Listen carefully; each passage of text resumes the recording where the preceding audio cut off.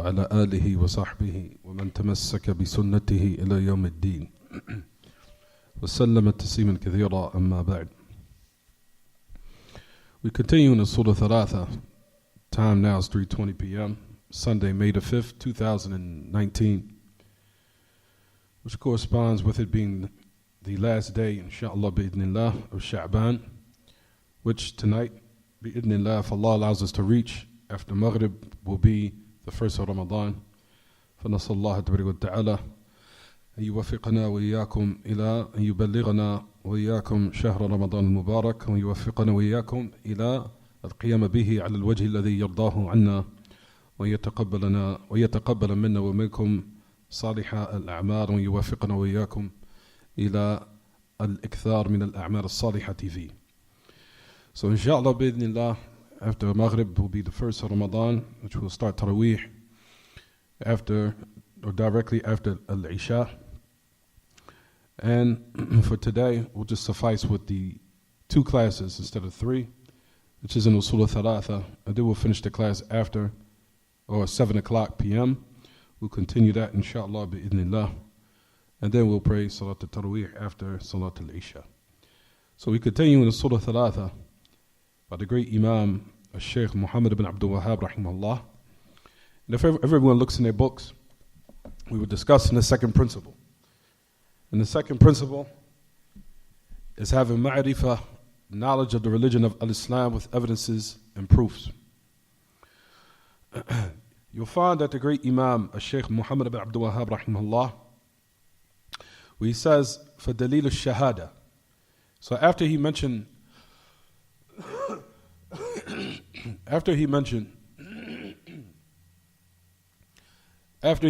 all the levels of Islam, whether it be Islam or Iman and Ihsan, and he mentions the shahada of La ilaha illallah wa Muhammadur Rasulullah, you'll notice that he brings evidence and proofs from the Book of Allah and the Sunnah of the Prophet sallallahu alaihi wasallam to substantiate the principles that he laid down in this book, which is considered from what the Muslimun, or from all of the Muslims, built their religion based upon.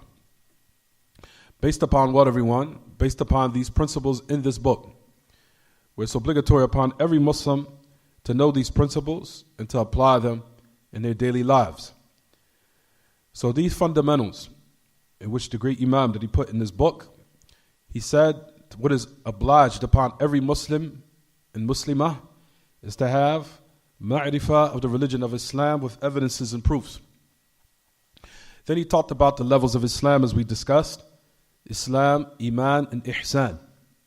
And we talked about how each level is more constrict than the other. Every time one goes up a level, then its people become few in number.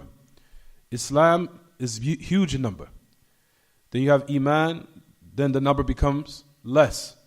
Then the highest level, which is Ihsan, then you'll find that there's a lesser people of, in that regard. Likewise, on that stage or that high level, then there's not a lot of people.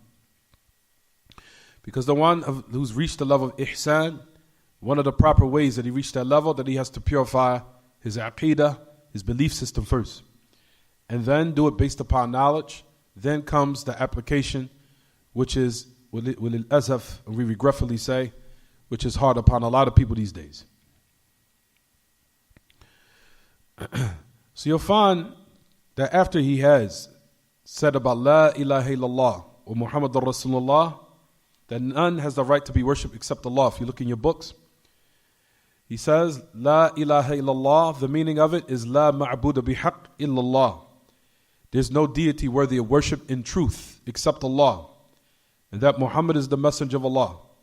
And we talked about that last class, that the meaning of La ilaha illallah is that there's no deity worthy of worship in truth except Allah. And that is the correct meaning of La ilaha illallah. Because we know there's a lot of deities that are worshipped either along with Allah or separate from Allah. However, the worship of them are invalid and unacceptable. The worship of them are batila, but they do exist. So no one can say there's no ma'bud except Allah. Whoever says La ilaha illallah, that it means La ma'bud illallah, there's no deity worshipped except Allah, then they have made a mistake. Because there are other deities that exist that we said are either worshipped along with Allah or separate from Allah. However, the worship of them are batila. The worship of them are invalid and unacceptable and false. But we do affirm the existence of other false deities. They do exist. But however, the worship of them are batila, are false. We said that the meaning of La ilaha illallah, كما تقدم ذكر ذلك غير مرة, just as we mentioned on so many occasions when we were explaining this book, that La ilaha, none has the right to be worshipped, is a refutation against the polytheist, against the mushrikeen. For when one utters the kalimat al-shahada, the word that validates one Islam, kalimat al-iman, kalimat al-islam, the word of Islam and the word of iman, la ilaha illallah.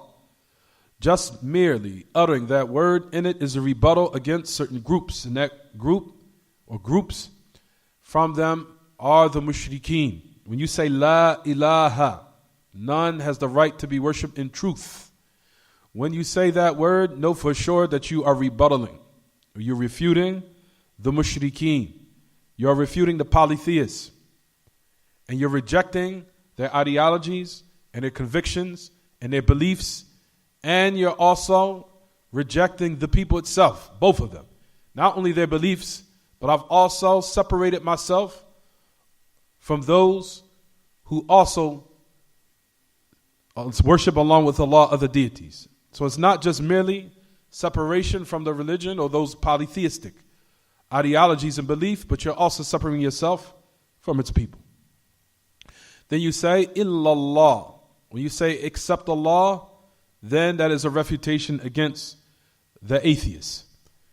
So you'll find that this the mere utterance, when one enters the fold of Islam, when he enters the kalimat when he utters the kalimat shahada, then he utters the name or the testimony of La ilaha illallah, he has to know the meaning, or she has to know the meaning, that the meaning of it is that you're rejecting everything and everyone that associates partners along with Allah. You're rejecting their concepts, their ideologies, their convictions, all of that. You're saying, I totally disbelieve in polytheism. I totally disbelieve in its ideologies, its ways, its methodologies, everything, and its people. When you say illallah, except Allah is a refutation against the atheists, those who reject and denounce the existence of Allah. And not only that, inshallah, as we'll talk about, but it also refutes the agnostics. Because there are agnostics that say they affirm the existence of Allah, but we believe that there's no way of worshiping Allah.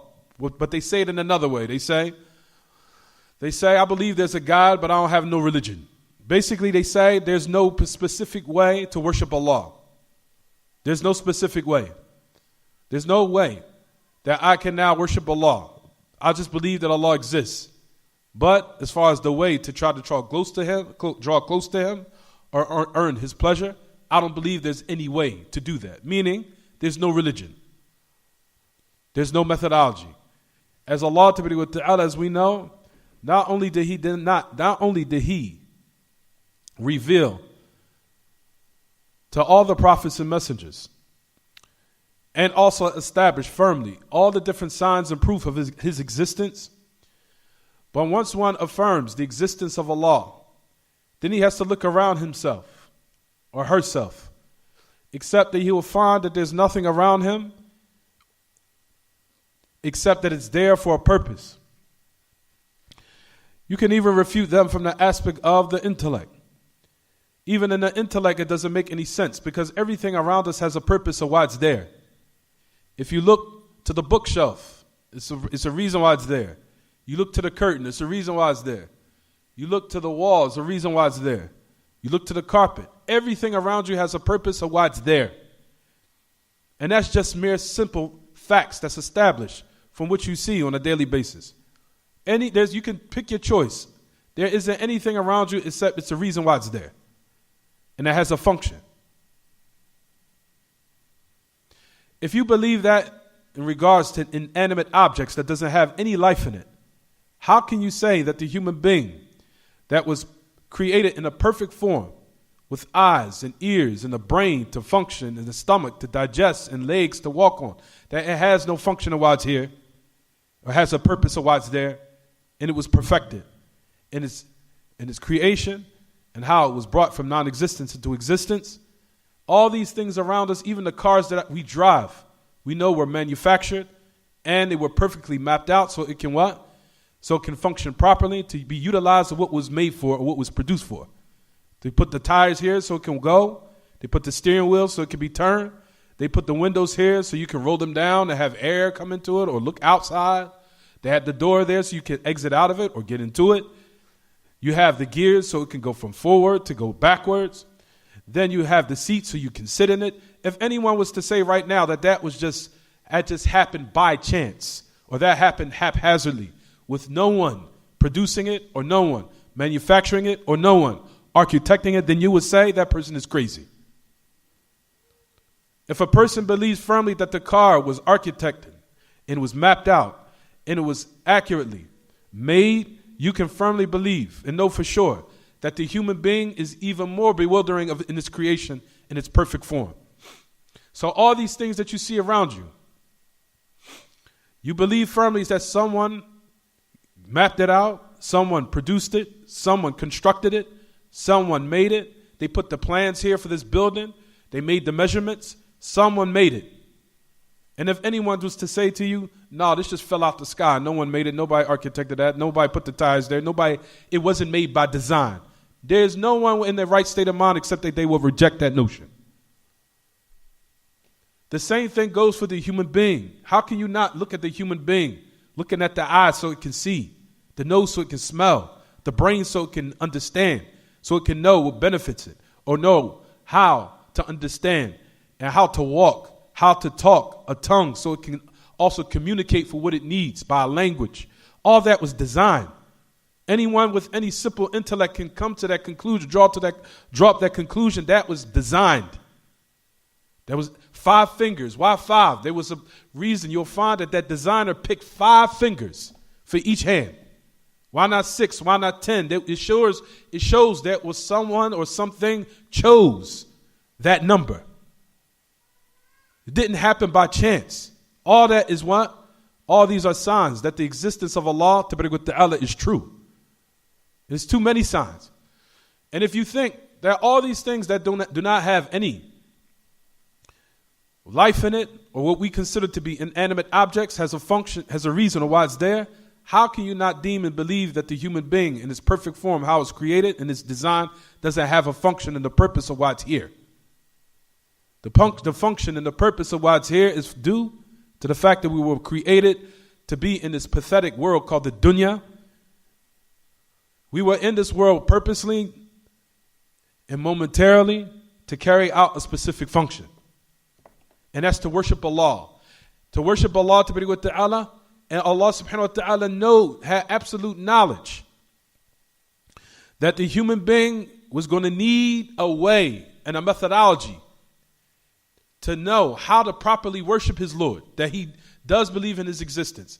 And now he's found the reason of why he's in this world. Then Allah of his infinite mercy sent instructions to how to worship him, which is to show that there is a way that you draw close to that Lord that created you.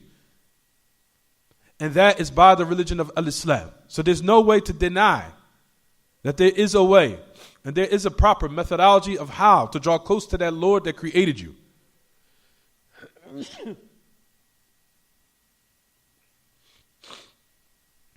All of this is in the kalimat shahada, the word and the testimony that none has the right to be worshipped in truth except Allah. Refutation against the polytheists, refutations against the mushrikeen. If you look in your books now, he brings the evidences and proofs in this regard. He says, if you look in your books in Surah Al Imran, ayah number 18, شهد الله أنه لا إله إلا هو والملائكة وأولو العلم قائما بالقسط La ilaha illa huwa al-azizu al-hakim. Allah testifies that none has the right to be worshipped in truth except Him, and the angels and those who possess ilm. None has the right to be worshipped except Him. He is Aziz and He's Hakim. We discussed a little bit, or we touched on the meaning of this ayah last week or in last class, a little bit.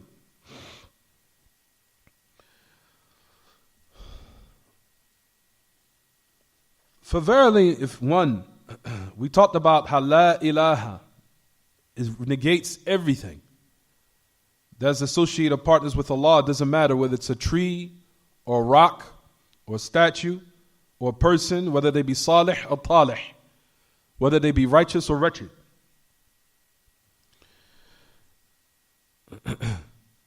And it negates all deities that are worshipped along with Allah.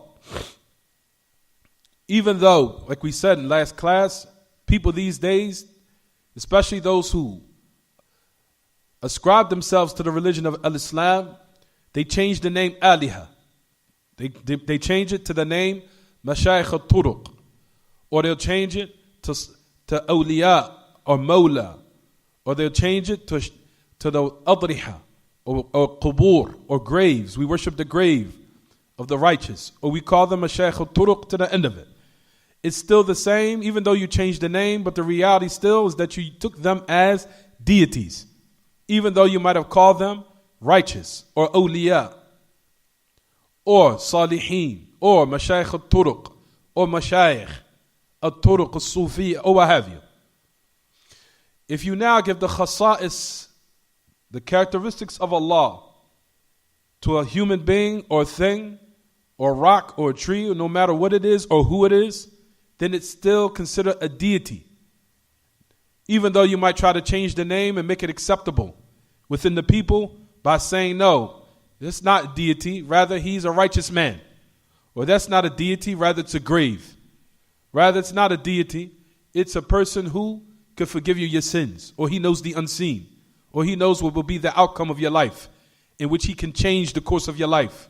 You have still taken him as a deity, even though you called him so-called Sheikh al-Tariqa, or you called him Mawla, or Awliya, or Salihin, or what have you. It doesn't matter. You still took them as Aliha, deities.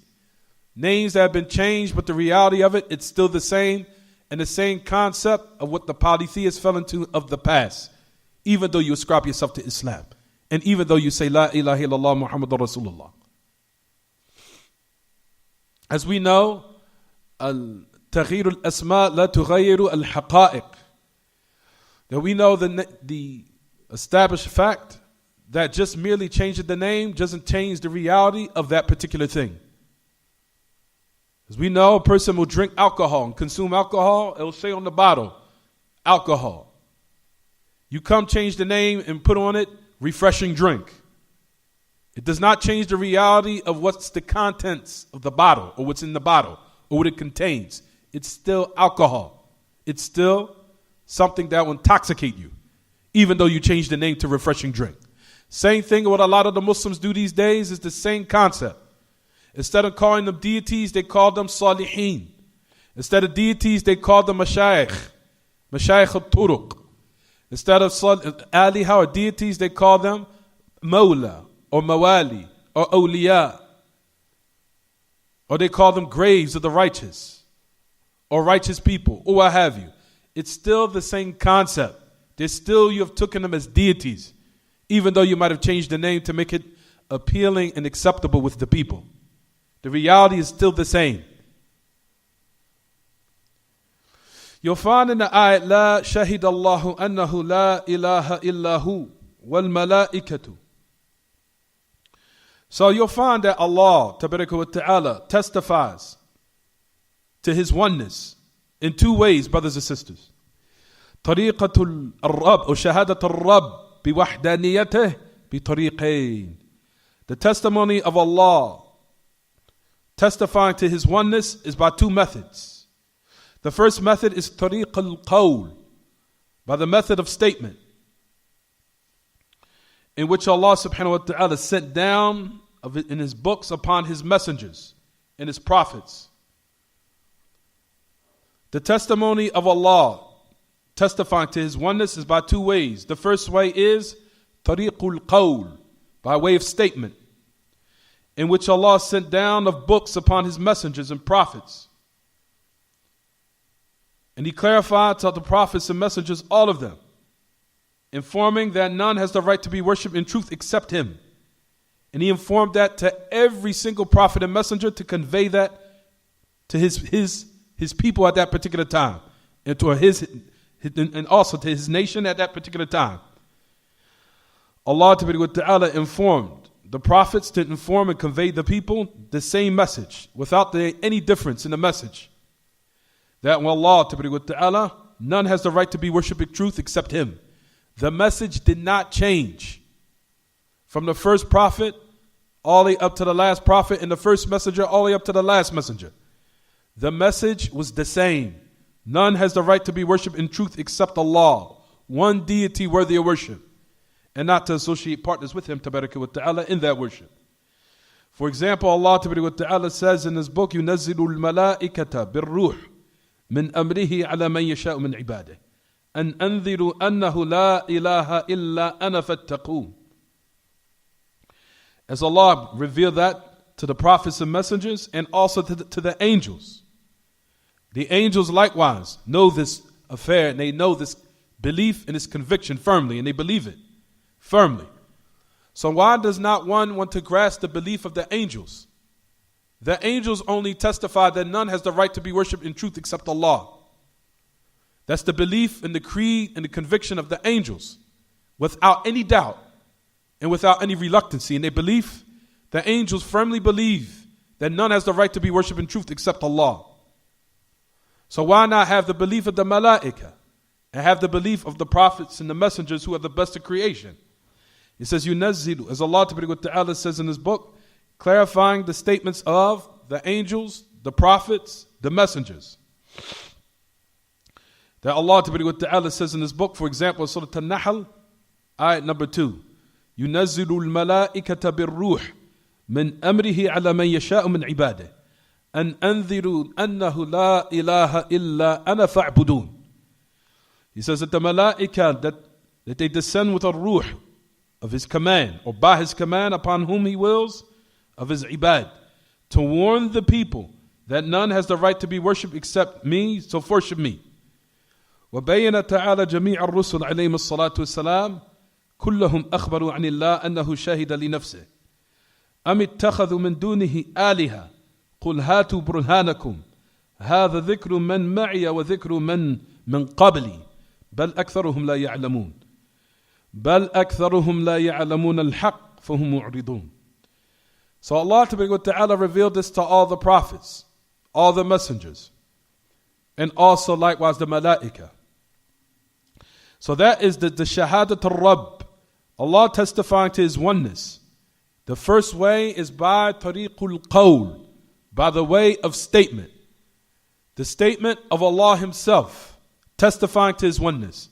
The statement of the angels themselves testifying to his oneness, and the statements of the prophets and the messengers. Why am I saying the prophets and the messengers? Because the prophets and the messengers are the heads of all the people of knowledge. They are the greatest of the ulama. At the head of the ulama is the prophets and the messengers. They were the greatest to know and have knowledge about Allah.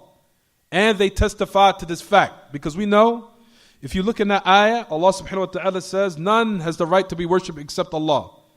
And the angels. And those who possess knowledge. Know when you see those who possess knowledge, the head of all of them is the prophets and the messengers. They are the heads of the ulama. They are the ones who are the greatest of the ulama, because they are the greatest of those who have knowledge about Allah. And they bear witness to this fact, that none has the right to be worshipped except him subhanahu. Notice if you look in Surah Al-Imran in your books, everyone, if you look to Surah Al-Imran, ayat number 18, if you look in it now, we said that this a fact that Allah testifying to Himself and to His oneness is by tariqul qawl. The first method is by statement. The second statement is by, or the second path, or the second method is by action. Meaning Allah subhanahu wa ta'ala testified to His oneness by His creation, meaning making them signs to indicate that fact, or to indicate that fact. Tariqul fi'l, the method of action, meaning what Allah created, testifying to His oneness by His creation being signs, and Him making His creation signs to establish and indicate that fact.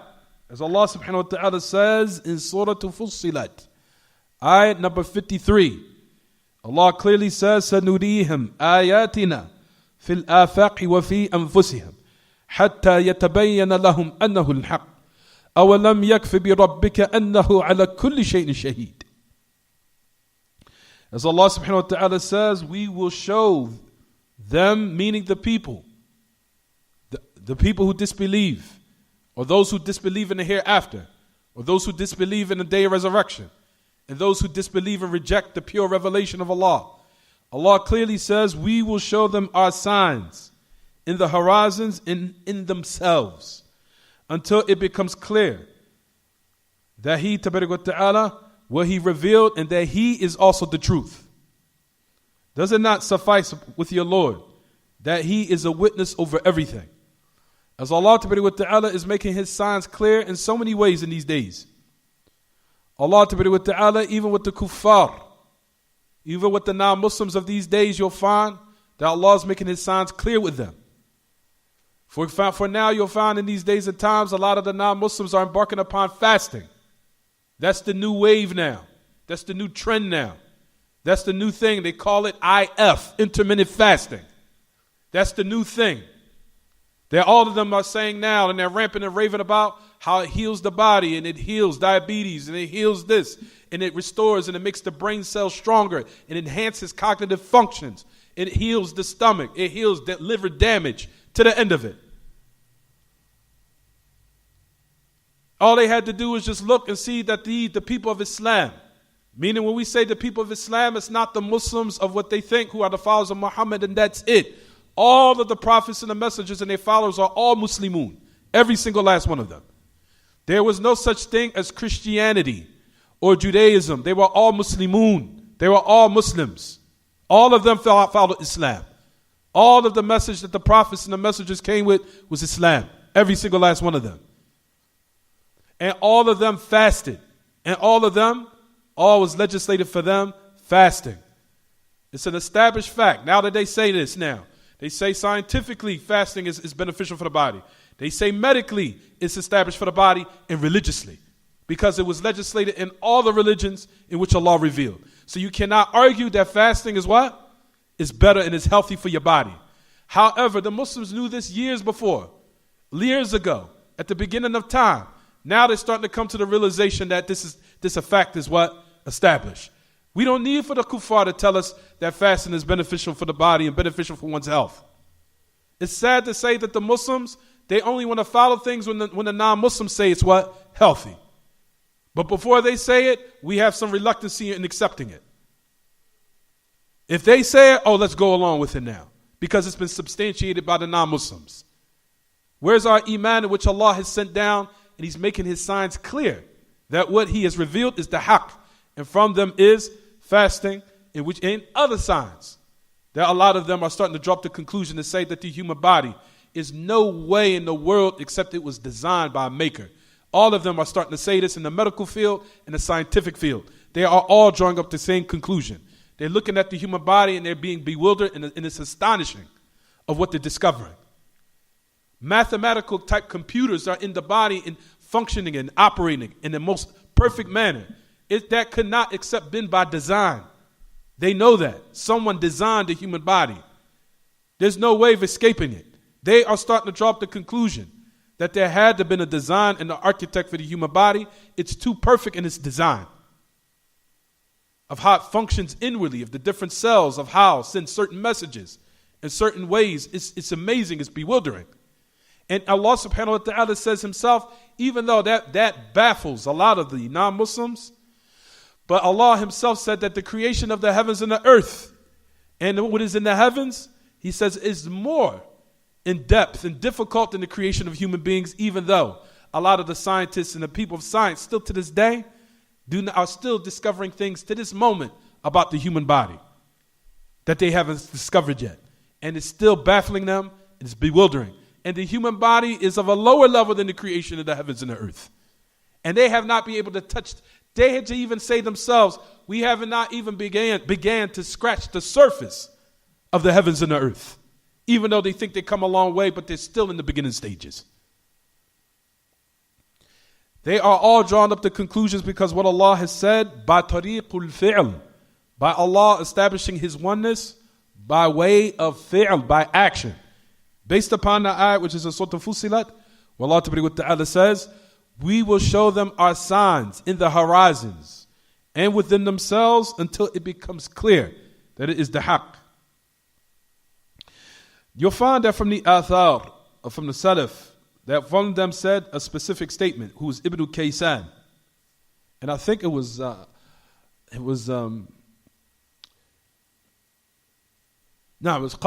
Kaysan. Ibn Kaysan that he said, Zad al-Masir, he says, Shahid Allahu بتدبيره العجيب وأموره المحكمات عند خلقه أنه لا إله إلا هو. He said that Allah has established and testified to his oneness by his bewildering tadbir, by his bewildering and astonishing and amazing administration, or how he controls the affairs of this existence. And also by his perfected commands and affairs with the creation, which testifies to his oneness.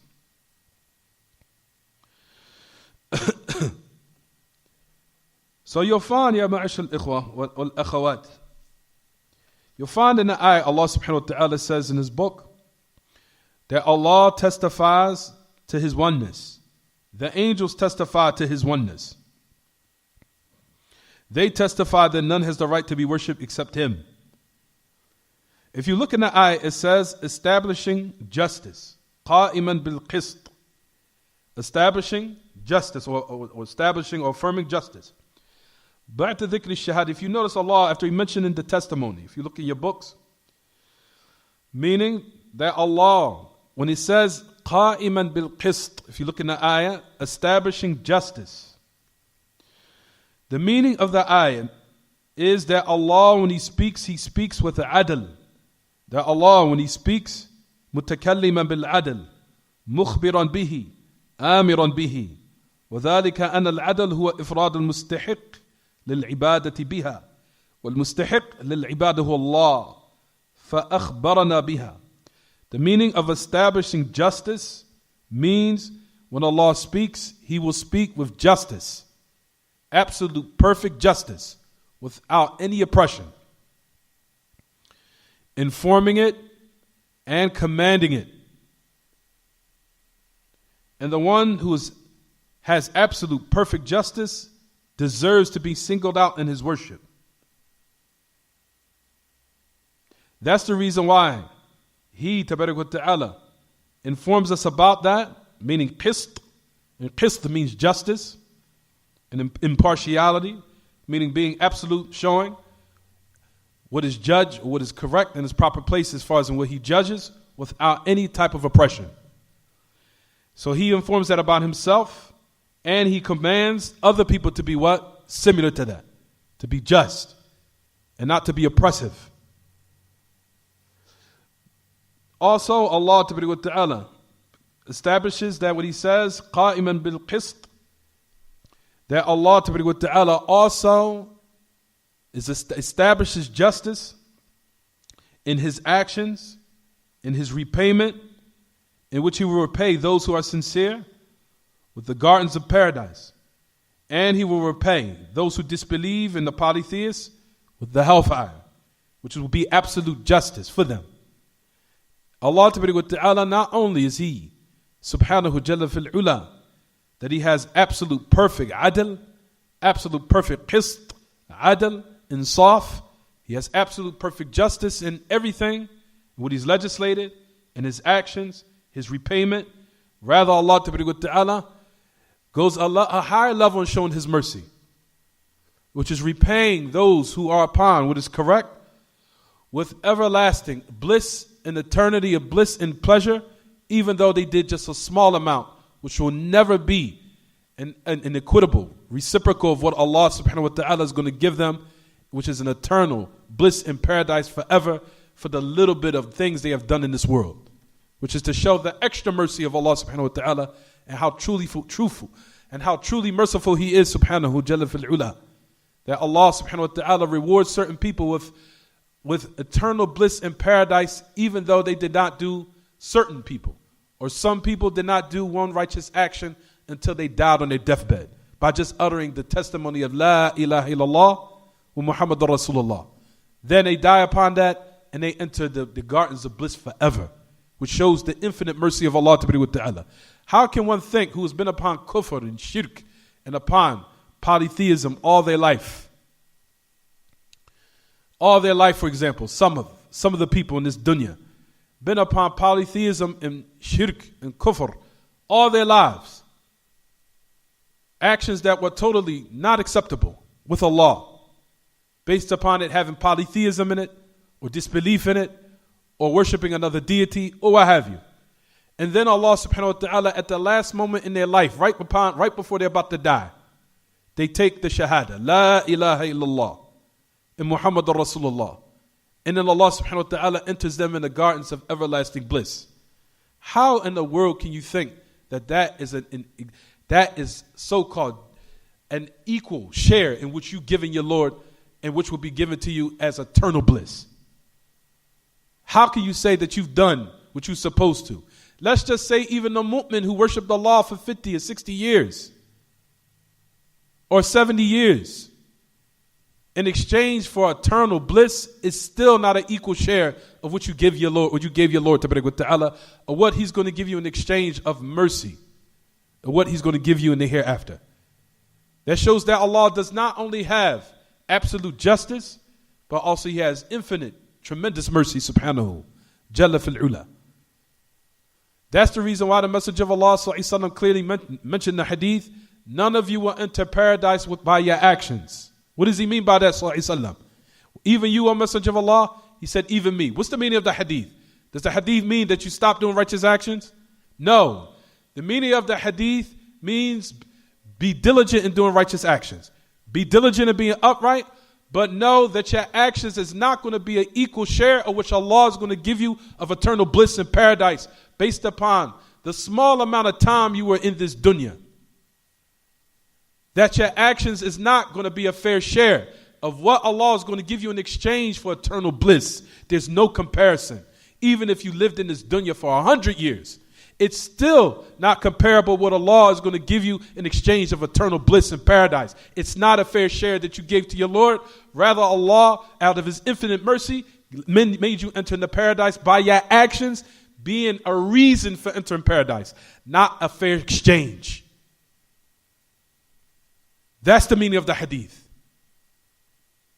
That your actions was a reason for you to enter paradise, but you did not give Allah a so-called fair exchange where you worshiped Him 100 years for eternal bliss. He's going to give you eternal bliss for a 50-year period or 70-year duration or 80 years or 100 years. Let's just say 110 years. That's still not equivalent to what Allah is going to give in exchange of eternal bliss. So how can you think your actions is the actual thaman or the price of entering paradise? Rather, it's just the reason. And it's also the infinite mercy of Allah. That's the meaning of the hadith. That's the reason why the Messenger of Allah said, none of you will enter the paradise by your actions. Meaning our actions are lowly of what will be a fair exchange of what Allah is going to give us of eternal bliss. So none of you should be amazed and be arrogant.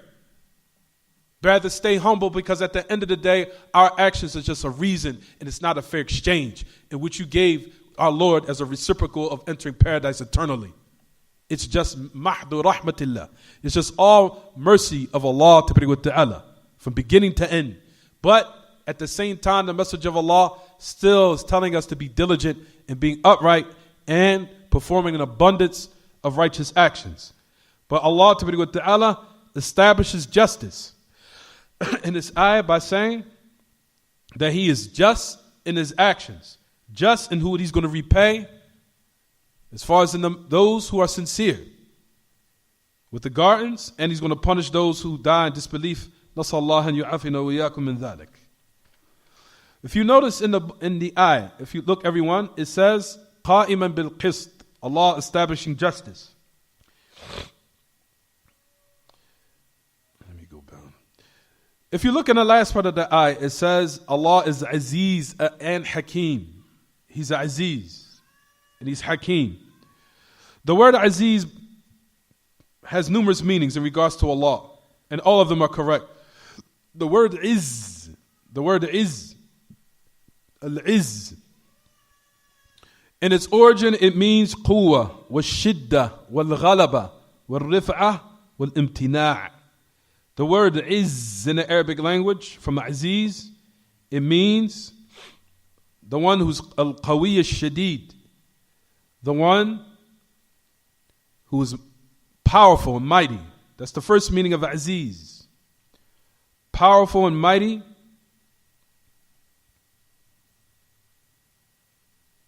إذا اشتد وصلب. That Allah is al-qawi al-shadid, powerful and mighty.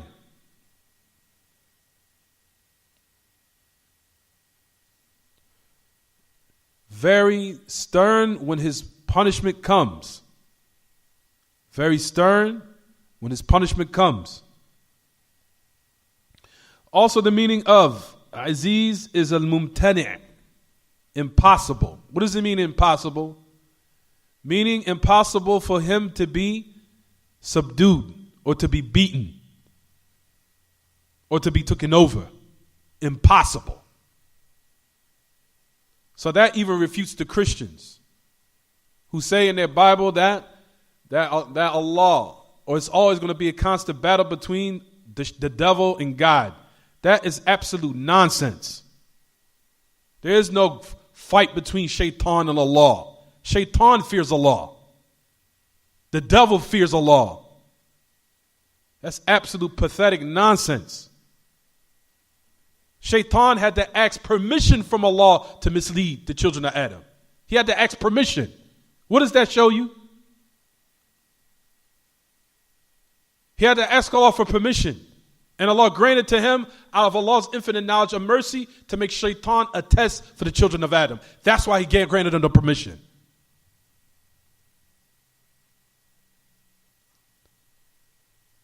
So the meaning of Aziz is mumtani', impossible for Him to be subdued or beaten or taken over. Impossible. Mumtani'. La yaghlibuhu shay. Nothing can overcome Him. Nothing can beat Him. Nothing. It's impossible. Mumtani'. It's impossible. The meaning of Aziz, the third meaning of Aziz, al-ghalib ala kulli shay, the one who will be victorious over everything. Al-ghalib ala kulli shay. The meaning of Aziz also is al-ghalib ala kulli shay, the one who will be victorious over everything. Or He will overcome everything and dominate everything, subdue everything, dominate over everything. Hence He is al-ghalib. He is the one that will overcome and subdue everything. Rather, He does subdue and overcome everything. Tabaraka wa ta'ala.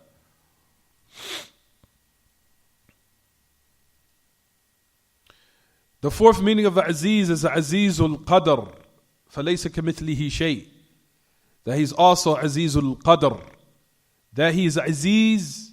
He is mighty in His high status, meaning nothing is similar to Him. Nothing is similar to Him, subhanahu. Jalla fil ula.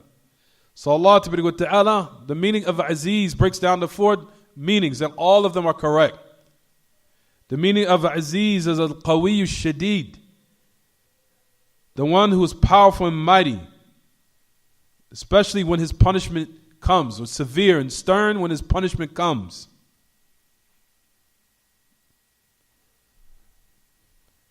The second meaning, Mumtani', impossible, that nothing can beat him. It is impossible for him to be beaten. Impossible. Oh, but impossible for him to be subdued or overcome.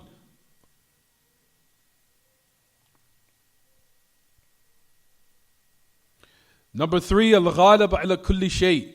He's the one that dominates over everything. Al-Ghalib. Ghalaba ala kulli shay. He's victorious over everything, dominates everything. And the fourth meaning of Aziz is Aziz al-Qadr. Laysa kamithlihi shay. He's Aziz al-Qadr. Mighty in his qadr, in his status, tabaraka wa ta'ala, where nothing is similar to him.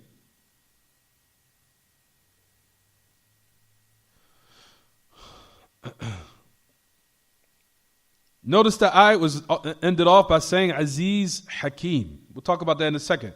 The meaning of Hakim. The meaning of Hakim is Al-Hakim wa huwa Al-Qadi.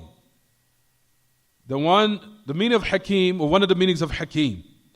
One of the meanings of Hakim is he's Al-Hakim, the one that judges. And he will be the final judge between his servants. And he possesses wisdom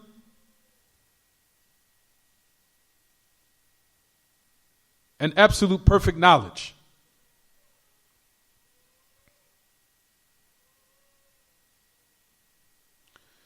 Allah subhanahu wa ta'ala's knowledge, notice that the creation has the characteristic of ilm, of knowledge. Notice Allah subhanahu wa ta'ala likewise has the same characteristic of ilm, of knowledge. However, the knowledge of Allah is not like the knowledge of the creation, even though they share in the general meaning. But the knowledge of Allah ta'ala is different from the aspect number 1, that it is not preceded by ignorance. In contrast to the knowledge of the creation, their knowledge is muktasab, it's acquired, meaning that it was preceded by ignorance. Meaning at one time, you didn't have knowledge of that thing until you what? Set out to attain knowledge of it. Until you became alim, or you became having knowledge of that particular matter. Allah's knowledge is not like that. Allah subhanahu wa ta'ala's knowledge is not preceded by ignorance at all. Allah is complete in his knowledge. It's not preceded by jahl. It's not masbuq bi jahl. Allah's knowledge is not preceded with ignorance, in contrast to the human being. The human being, when he's born, he has to learn. That's the reason why Allah subhanahu wa ta'ala says, Allah created you in your wombs, and it says in the ayah that when you came out from your mother, la ta'lamuna shay'a. You had no knowledge of anything except what Allah subhanahu wa ta'ala gave you of that natural knowledge of you knowing certain affairs, such as sucking the breast of your mother naturally, or certain other affairs. That's the only knowledge that's instinctive knowledge, not the knowledge of what is acquired, where one has to go out and set out to learn in certain affairs.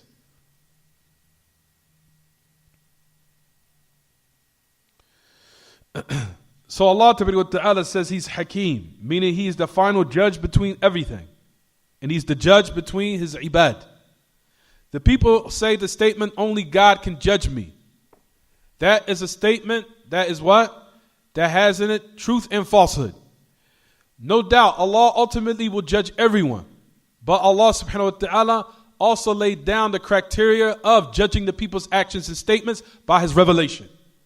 So if you say or make a statement that's incorrect and Allah has already laid down the ruling, and the people see it to be in contrast to what Allah has sent down, then we say, ultimately, akhi, I didn't judge you, Allah judged you to say that your action was incorrect. Ya akhi, don't judge me. No, we say that Allah told you do not be on Facebook taking pictures, you do it anyway. I'm not judging you, Allah already said that your action was wrong. Oh, akhi, don't judge me. Don't judge me because I got girlfriends or I got 10,000 or I have 5,000 friend followers of females or I got 100 followers of males on my page. Don't judge me. Yeah, akhi, Allah already judged your action by saying it's incorrect. So we're conveying to you the ahkam of Allah in which Allah commanded us to hate the action because He hates it. So I'm telling you that what you're doing is wrong because Allah already judged your action of it being incorrect. Because it's in the Kitab and Sunnah there. So that statement, don't judge me. No, I'm not judging you. Allah judged you. He said that your action is haram. Or He said your action is halal.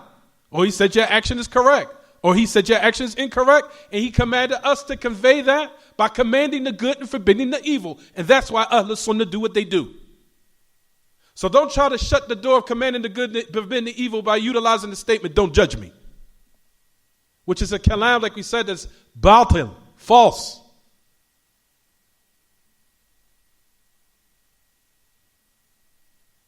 We're not judging you. Allah already judged you. And your actions are what you've done by it being either halal or haram. You having a girlfriend, don't judge me. Yakhi, I got a girlfriend, don't judge me. Yakhi, Allah already judged your action by saying it's haram. And I'm just conveying it to you. Oh, akhi, don't judge me. You know, I know I'm not supposed to be drinking. I know I'm not supposed to be doing it. Don't judge me. Yeah, akhi, I'm not judging you. Allah judged you. You already said that intoxicants is haram. You're not supposed to be doing it. Allah already judged it. He already said that the action was haram. And I'm conveying it to you. And Allah also commanded me to command the good, forbid the evil. Because that's what Allah obliged upon me. To be advised, to be advisories. We're not judging you by saying you're going to go to hell. That is from the affairs of the unseen. As alhamdulillah, we have a criteria of what we do and what we say in regards to commanding the good, forbidding the evil. Of course, a person is not supposed to say you're going to hell. That's only for the affairs of the unseen. No one has knowledge of that except Allah. But as far as the action we convey to the people by saying to them, Ya akhi, that action is incorrect. Or Ya akhi, that action is correct. Or Ya akhi, we encourage you to do what you're doing, or we discourage you from doing what you're doing out of fear that you might die in that state and you might be under the punishment of Allah or the will of Allah, where you might be punished. May Allah subhanahu wa ta'ala protect us and you from that. But this word, don't judge me. Don't judge me because I'm doing this. Don't judge me because I'm doing that. That is a statement what people utilize these days to shut the door of commanding the good and forbidding the evil, which is absolute nonsense.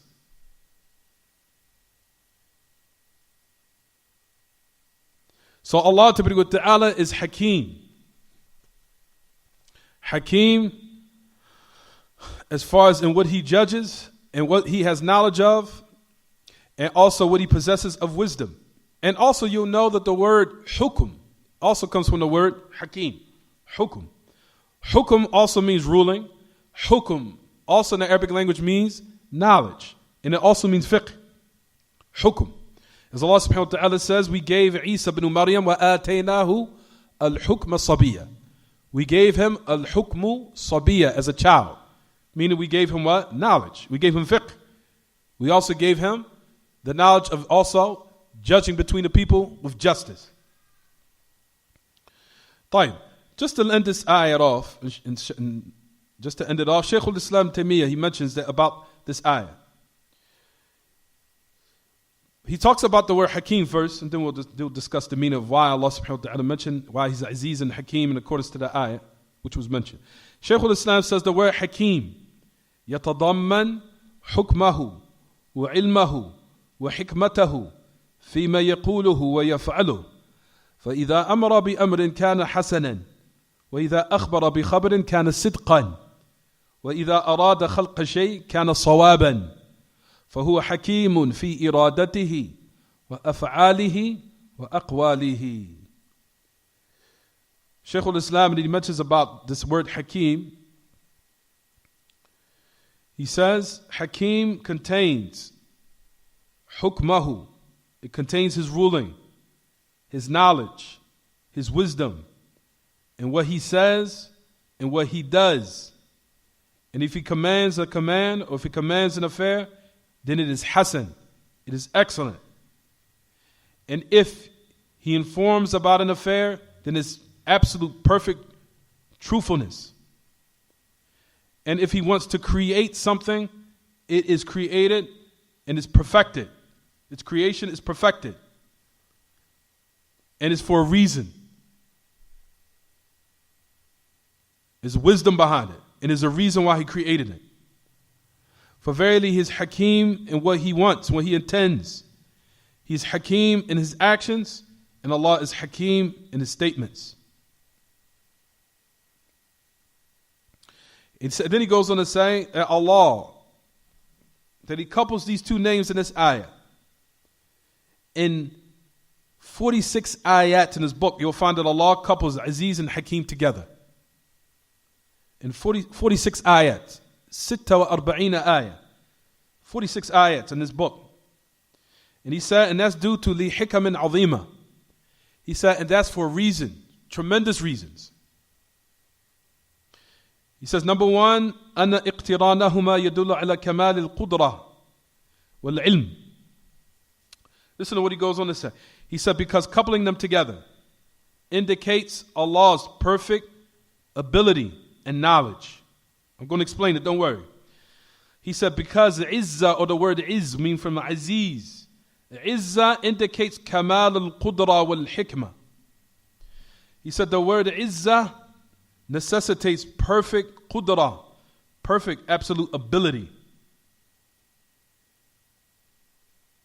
And he said Hikmah, wisdom, indicates absolute perfect knowledge. He said for these two characteristics, Allah judges what He wills. He can judge whom He wills.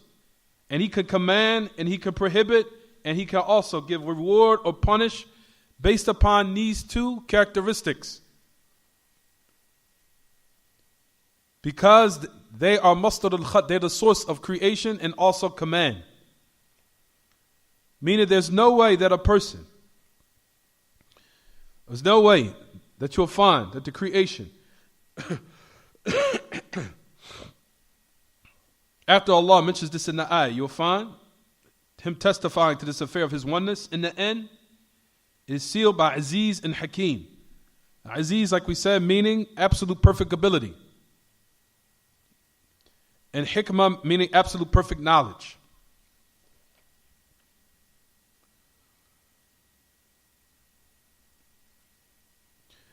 You'll find that also what was mentioned, which even Ibn al-Qayyim mentioned in Jawab al-Kafi.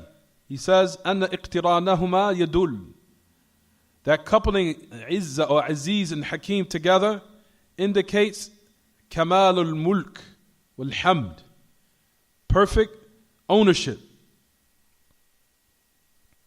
Mulk, meaning Him being the owner of everything. And absolute perfect what? Praise in this ayah. He said, for the verily the word Aziz, it contains mulk. It contains mulk, meaning Him being the owner of this existence. He says that also the word Hakim also likewise necessitates, or it contains hamd, praise.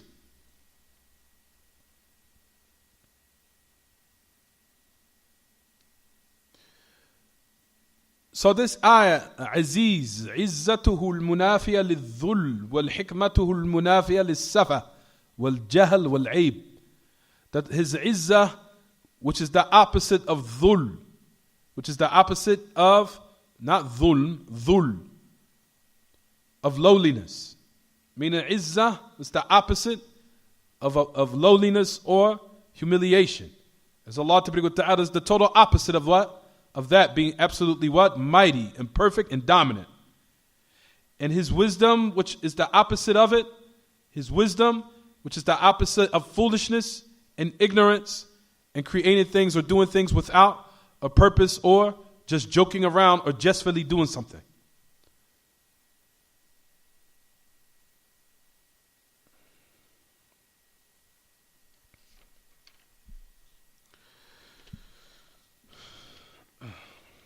We'll stop here, inshallah. There's others. We could have kept going. I'll stop, inshallah. We'll stop here, inshallah. It's like I said, everyone, these principles are very, very important. It's sad to say that, subhanAllah, these days and times, a lot of us gain knowledge, but the point of the matter is application. Application of these affairs is the most difficult upon a lot of people. And that's what we want. We want tatbiq. We want tatbiq, application and implementation of these principles, because we know, brothers and sisters, when the time comes for application, that comes in our daily lives. Allah subhanahu wa ta'ala tests us in our daily lives, and what happens in our affairs, what takes place daily, but something we probably didn't expect to happen, it happens. Then that's when the application of all these things that we're learning applies. And that's when you see a different person.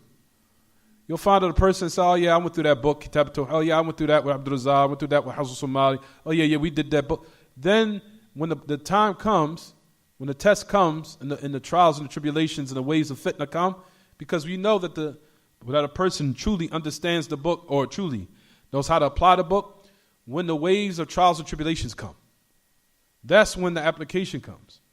When something detrimental happens in your life. That's when the person who truly grasps what they learn comes out.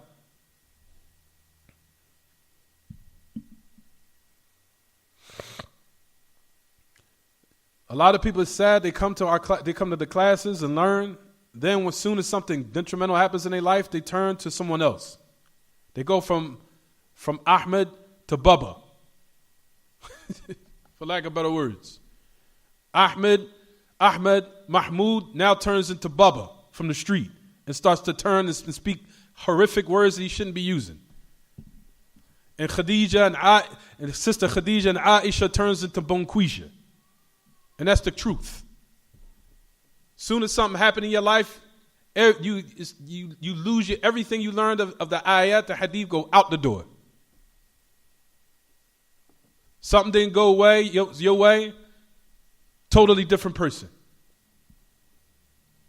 Says every offensive, horrific word out of your mouth. And every evil action comes from out of you. As we talked about last week, brothers and sisters, we said from the meanings of the word deen, as people know the word deen to be religion. We said 2 weeks ago, you know what the meaning of the word deen means in the Arabic language? It means khuluq. It means etiquette, character. If you look in the tafsir, as we talked about the ayat, where Allah subhanahu wa ta'ala says, وَإِنَّكَ لَعَلَى خُلُقٍ عَظِيمٍ, where Allah praised the Messenger of Allah of having tremendous character. Ibn Abbas said that verily you are upon a tremendous etiquette or behavior. Notice in the ayat, the tafsir of it, Ibn Abbas said, verily you are upon a deen in azim, that you're upon a tremendous religion. So notice it says that the meaning of deen means khuluq, character, how you treat people, how you interact with people, what you do habitually on a daily basis. Character. Deen means khuluq, character, in which a lot of people these days, especially us, we need to work on that affair, in that aspect. How to deal with one another, how to speak to one another, how to convey our points to one another without being offensive, and without coming across offensive, and without being so aggressive.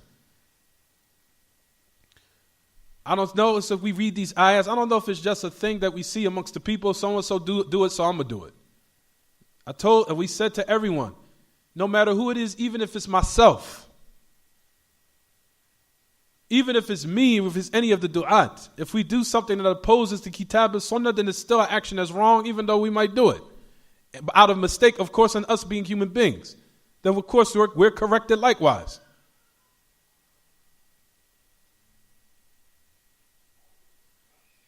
But as far as this aggressive behavior, Allah subhanahu wa ta'ala has made it clear.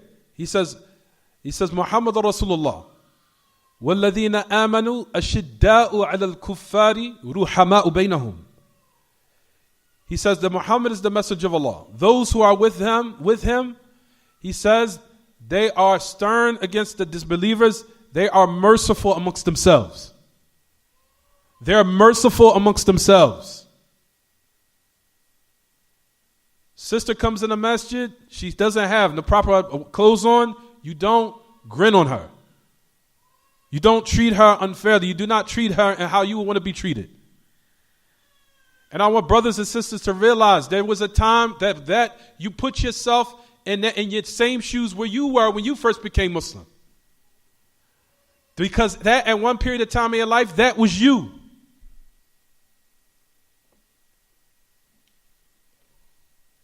Everyone want to act like they just came out perfect. I came out perfect, came to the religion of fold of Islam, Salafi. Come on, brothers and sisters, we know. When a lot of us first became Muslim, we had a history. Come on now, stop acting like you didn't have a history and have just skeletons in your closet. You had a graveyard in your closet. Well, I had some skeletons. Everybody had skeletons. No, you had a graveyard. Stop acting like you so perfect now, not knowing that you first came to Islam, that you were still making mistakes and doing certain things you shouldn't have been doing. And Allah subhanahu wa ta'ala favored you. So treat people as such and remember where you came from.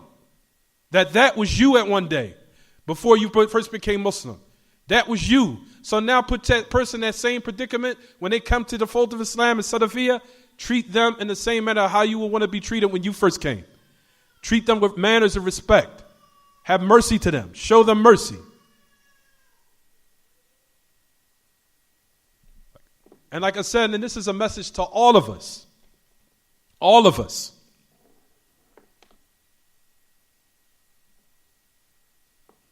So may Allah Ta'ala give us hidayah. And it's the truth though. A person say we have skeleton. It's the truth. A lot of us didn't have skeletons in our closets. We got graveyards in our closets, a lot of us. It's the truth. We're raised in this pathetic, nasty country that's torn down our families and turned us out.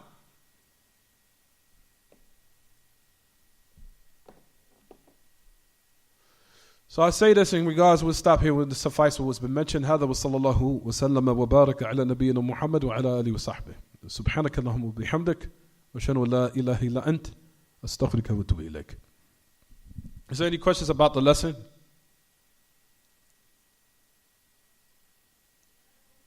She said no. No questions about the lesson at all. She said no. There isn't any. Jayid. As far as the Usul al-Thalatha class, we'll continue that. I'll continue that every Sunday. Brothers, sisters, and I know sisters are probably irritated with me, which I don't mind saying. They probably irritated me due to my tardiness. And like I said, I'm going to do my best to improve on that. That is a shortcoming of mine that I'm not afraid to acknowledge. That is a shortcoming of mine that I definitely have to work on. But brothers and sisters, just be patient with me. I sometimes here in the masjid on Saturday night studying because I don't really get a peace of mind till everybody leaves after Isha. So I'll study, stay in the masjid after Isha, studying long hours. And sometimes I'll get 2 o'clock, 3 o'clock in the morning and I'll forget the time. Because I do a lot of reading, because that's my only quiet time. So that's the reason why sometimes